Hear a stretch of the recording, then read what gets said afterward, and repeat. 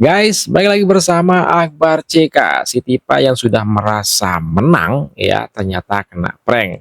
JPU, Jaksa Penuntut Umum sudah kembali melimpahkan berkas perkara si Tipa ke pengadilan.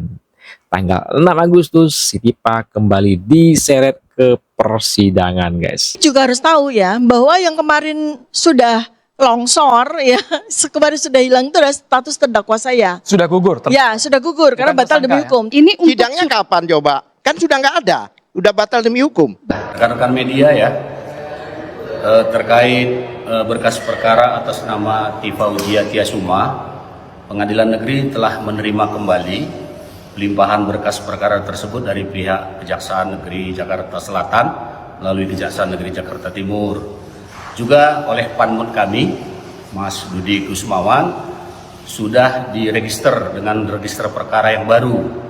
Jadi untuk yang berkas perkara saat ini nomor 354 garis miring PIT B garis miring 2026 garis miring PN Jakarta Timur. Kemudian ketua pengadilan juga sudah menunjuk majelis yang akan mengadili, sama susunannya dengan majelis yang lama ya, Ibu Christina Endarwati sebagai hakim ketua majelis, Rudi Rapli Siregar dan Matilda Christina Katarina sebagai hakim anggota. Kemudian oleh majelis hakim yang ditunjuk juga telah menetapkan sidang pertama, yaitu direncanakan hari Kamis tanggal 6 Agustus 2026. Demikian. Untuk pengamanan sidang sendiri masih sama seperti kemarin atau gimana? Ya, karena pada persidangan sebelumnya kan kita sudah punya pengalaman ya, untuk menyelenggarakan persidangan tersebut akan tetap sama, SOP-nya akan tetap sama. Dan untuk peliputan media sendiri masih bisa? Masih bisa dilakukan live streaming sepanjang belum dilakukan pemeriksaan terhadap saksi maupun terdakwa. Untuk partisipasinya Pak, apakah dibuat dengan juga? Masih kita buat untuk seperti yang kemarin, ada tenda, ada penambahan kursi maupun penambahan media TV bagi rekan-rekan media juga biar bisa meliput dari situ. Sidangnya kapan coba? Kata si Al-Katiri tuh sudah diumumin sidangnya tanggal 6 ya, tanggal 6 Agustus. Si Tipa bakal diseret lagi ke persidangan. Juga harus tahu ya bahwa yang kemarin sudah longsor ya, kemarin sudah hilang itu adalah status terdakwa saya. Sudah gugur? Ya, sudah gugur karena batal demi hukum. Tetapi tersangkanya saya masih. Nah, kalau kita lihat dari pasal 75 tadi itu juga masih ambigu, masih multitafsir gitu loh. Jadi saya melihat bahwa ini kita exercise pada kasus berat ini ya, kasus berat ini, maka sepertinya perlu ada judicial review deh. Mungkin saya juga berpikir bahwa ini perlu judicial review. Tipikor tadi contohnya, yaitu menggunakan yang 206 pasal itu. Karena itu ada kepastian hukum. Ini tidak ada kepastian hukum. Coba ada nggak waktu? Nggak ada waktu di sini, jangka waktu. Berapa lama itu? Nggak ada. Tapi 206 jelas 14 hari dan ini tidak ada kata-kata 14 hari. Mungkin bisa dilihat pasal 76-nya juga ya. Tidak hanya pasal 75 yang berkaitan dengan syarat material dan formilnya gitu. Nah, pasal waktunya saya maksud. Iya. Ada waktu di situ? Dalam pasal 76, penuntut umum dapat menyempurnakan surat dakwaan atau tidak melanjutkan penuntutan. Nah, ayat 2, penyempurnaan surat dakwaan dimaksud dapat dilakukan 1 kali paling lambat 7 hari. 7 hari dari 7 hari sebelum tanggal sidang dimulai. Nah itu masalahnya, ini untuk dakwaan awal. Kalau sidang kan udah nggak ada lagi. Bagaimana sidangnya belum ada 7 hari sebelumnya? Sehingga 75 dan 76 ditentukan itu dulu harus sidangnya Bu. Sidangnya kapan baru 7 hari. Juga. Dengan sidangnya tidak ada. Ini yang dimaksud pasal itu untuk dakwaan awal. Dilanjutkan boleh Ibu Maria? 7 hari sebelumnya sidangnya harus ditentukan dulu. Iya, ini untuk sidangnya kapan coba? Kan sudah nggak ada. Udah batal demi hukum. Betul, batal demi hukum. Iya, 7 hari sebelumnya itu sebelum Sehingga apa? kalau mau memperbaiki, saya berpikir bahwa dengan ini mencermati 76. Bu, ini yuridis formal. Iya, fakta betul. Undang-undang itu sendiri pasal itu tidak mengatakan penasihat hukum masih biarkan dilanjutkan dulu. Dari penasihat hukum itu 7 hari masih punya waktu atau sudah lewat. Menariknya adalah kemudian ketika fasilitas yang diberikan penuntut umum adalah 75 ayat 4 tadi itu, kenapa kemudian akhirnya juga harus menjelaskan atau kemudian merujuk pada 206 gitu loh. Artinya hakim bahwa kemudian sebetulnya ruang untuk memberikan fasilitas berikutnya pada jaksa penuntut adalah 206 gitu, atau pilihan 75 ayat 4 atau 206 gitu loh. Karena kalau tidak ada relevansi yang 206, maka kemudian menjadi tidak perlu dikutip dalam pertimbangan tadi itu. Gitu loh. Bukan begitu, itu demi hukum. Seperti kita sidang umum ya di PN, itu memang walaupun tidak dituliskan tetap aja ada banding. Itu sudah diatur di undang-undang, Prof. Bandingnya, Ini mekanisme kan bandingnya undang-undang kan gitu loh. Enggak begitu. Bang Katiri. 14 hari itu kan waktu perbaikan banding, perlawanan banding. Bukan perbaikan, itu. banding. Iya, tapi di sini diperbaikan mau 2 tahun, mau diperbaikin. Nggak ada batas waktu di sini. Ditanya. Kalau tidak ada batas waktu, apakah tidak Prof. boleh dilaksanakan? Prof Iya. tadi kan bilang. Ya, Prof itu Supardi pertanyaannya, kan, Bang maaf Alkit, ya, apakah kita tidak boleh diskusi. dilaksanakan? Sebentar, saya dengan Prof. Anda belum Prof. Coba. Prof, tadi Prof kan bilang ada 2 alternatif. Ya, 75 maupun 206. betul. 206 ini ya kan itu adalah mempunyai hak kita jaksa untuk banding. Ya, Dan betul. ada 14 hari. Betul, jangka Kemudian waktunya. Prof Ibu tadi katakan, Ibu tidak dibaca semua. Yang tadi dikatakan 7 76. hari sebelum persidangan. Lah persidangannya nggak ada. Itu perbaikan. Itu dakwaan Enggak, awal, tadi dakwaan berarti- awal, dakwaan berarti awal. kesimpulannya perbaikan ini tidak bisa diperlakukan. Bukan. Beda. Maksud saya begini. Itu perbaikan ini tidak bisa diperlakukan. Yang bisa adalah banding. sepotong, Bu.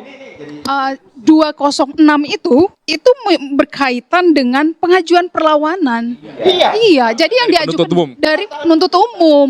Ada masalah. Jika diterima, apa yang harus dilakukan JPU ada di situ. Ya, di Iya, 206 disebut ada. 234 tadi itu kan jelas Sekarang kan. Anda melakukan tahapan JPU. mekanisme yang sedang JPU harus dijalankan melakukan sekarang itu banding adalah di mengajukan tempat lebih tinggi, di perlawanan pengadilan dari tinggi. penuntut Itu keseluruhan Bu, baca jangan separuh-separuh. Enggak Keseluruhan. separuh-separuh, Pak. 206 itu Iya, seperti betul. itu. Lah, kalau ini Bu, masanya kan nggak ada. Kan Kalau seharusnya pertanyaan Pak Al-Katiri, kalau masa tidak ada, apakah bukan berarti tidak boleh dilaksanakan gitu loh? itu bukan begitu, ada Artinya pasal normanya lain. itu buat apa gitu loh? Ada Iya. pasal lain yang bisa dilakukan yang sesuai dengan Ya ketentuan. itu kan nyocok-nyocokin Nyocok. Pak Alkatiri. nggak Sebetulnya boleh. norma itu bisa diterapkan ketika memang secara imperatif diperintahkan oleh majelis Betul. hakim gitu loh. Tapi kalau yang Itu sudah pas, diatur tidak harus diperintahkan.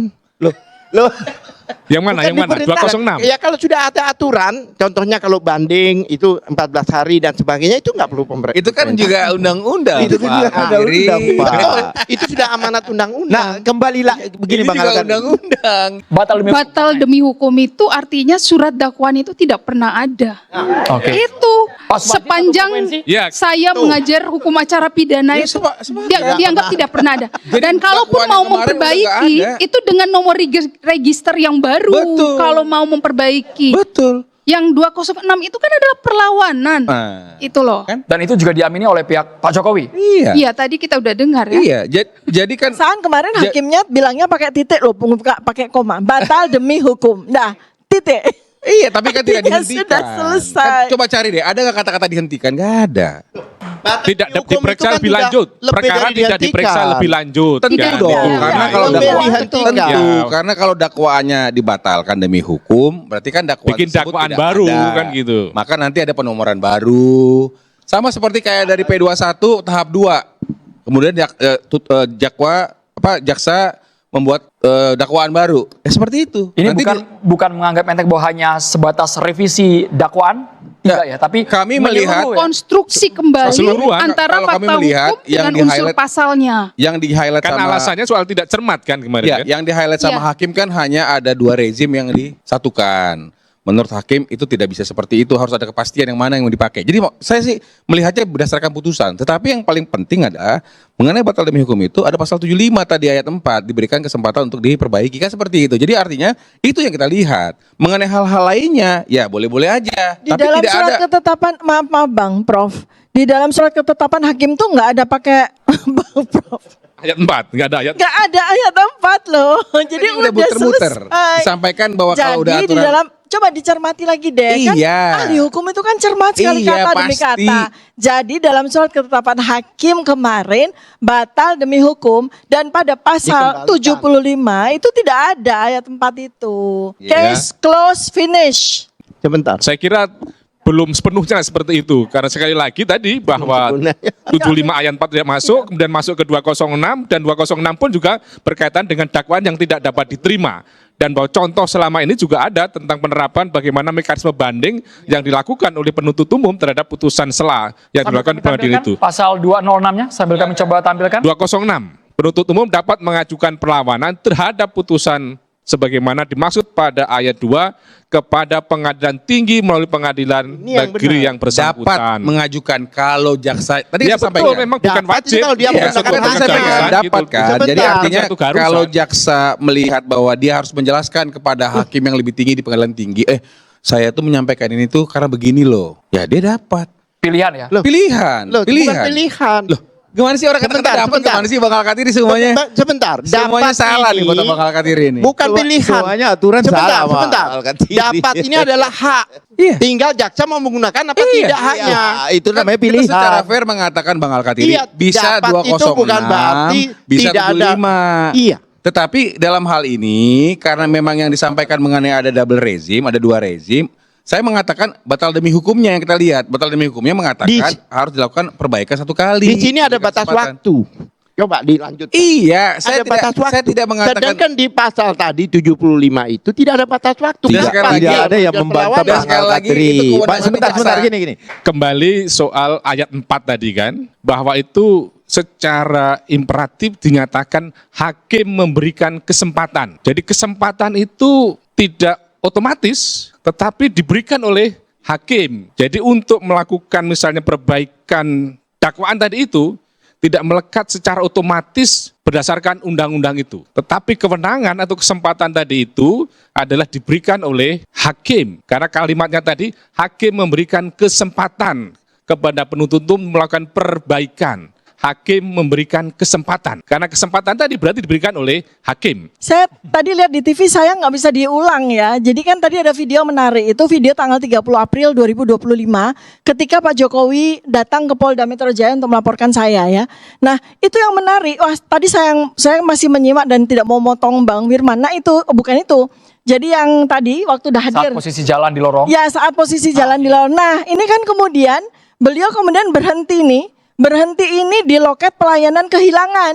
Nah ini selama 450 hari ini kita bertanya terus, kenapa pada 30 April 2025 itu beliau itu duduk, nah ini persis itu di loket pelayanan kehilangan. Jadi sebetulnya beliau itu kehilangan apa itu? Jangan-jangan kehilangan ijazah ya? Kita pengen tahu nih ya. Kaitan dengan soal kenapa di bilik kehilangan dan sebagainya kan nanti bisa dicek lagi tentang bukti laporan pada waktu tadi itu. Iya. Tetapi yang menarik dari pertanyaan Prof. Firman, kenapa Bu Tifa masih mengatakan ijazah Pak Jokowi palsu? Apakah karena tidak pernah melihat yang asli? Apakah kemudian tidak percaya hanya dengan identik penjelasan Mabes Polri? Atau kemudian tidak percaya dengan penjelasan dari UGM? Atau hasil analisis terhadap apa yang diposting di media sosial oleh seseorang gitu. Jadi menarik sebetulnya.